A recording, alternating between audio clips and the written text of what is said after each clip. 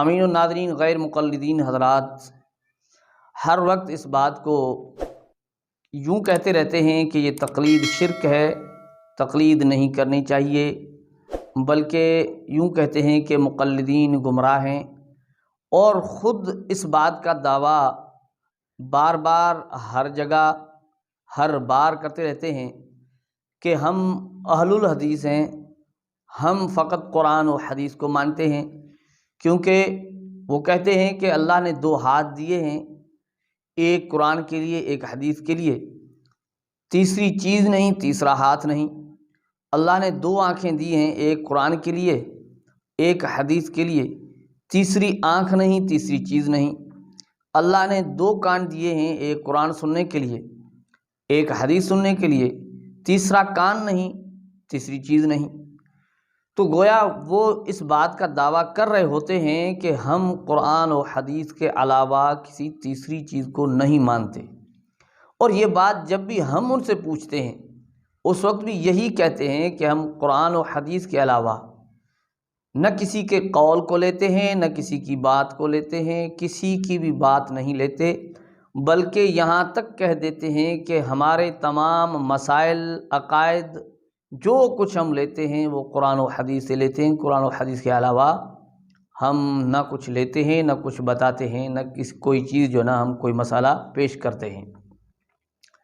تو سامعین، میں آپ کے سامنے غلام مصطفیٰ ظہیر امن پوری کی ایک ویڈیو لا رہا ہوں جو تقلید کی تعریف کر رہے ہیں۔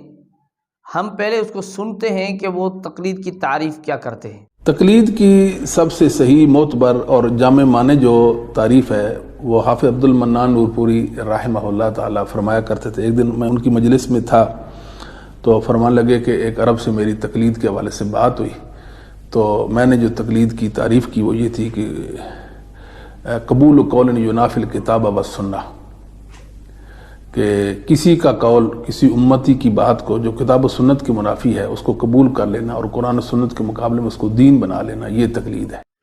تو سامعین، آپ نے سنا کہ غلام مصطفیٰ ظہیر امن پوری تقلید کی تعریف کر رہے ہیں، اور تقلید کی تعریف کیا کر رہے ہیں؟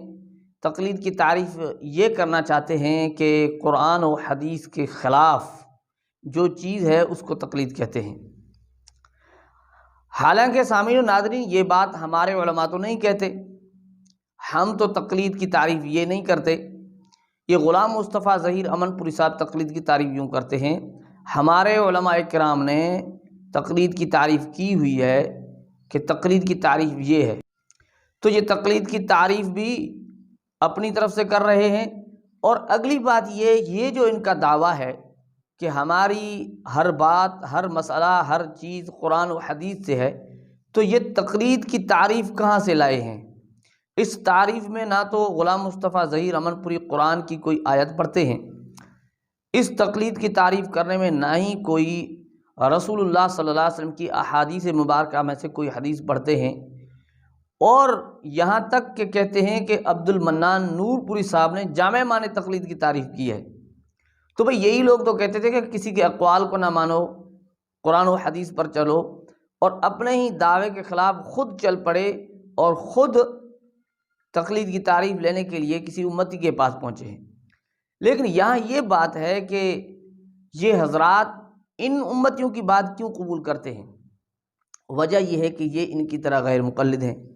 اب غیر مقلد کی بات ان کے نزدیک حجت ہے اور اس چیز کو لے لیتے ہیں۔ اب غیر مقلد جو چیز دے وہ قرآن و حدیث میں ہو یا نہ ہو وہ قبول ہے۔ اب یہ عبد المنان نور پوری صاحب کی تعریف جو بتا رہے ہیں یہ کہاں سے لائے؟ ذرا اس کی، وہ کہتے ہیں کہ اگر دلیل تم نہیں لیتے ہو، یعنی مسئلہ لیتے وقت دلیل نہیں پوچھتے ہو تو یہ تقلید ہے، تو اس کی دلیل کیا ہے جو عبد المنان نور پوری صاحب نے تقلید کی تعریف کی ہے؟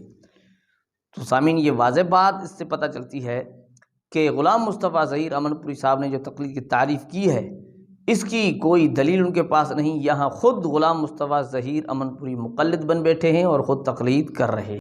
یہ ہے حقیقت۔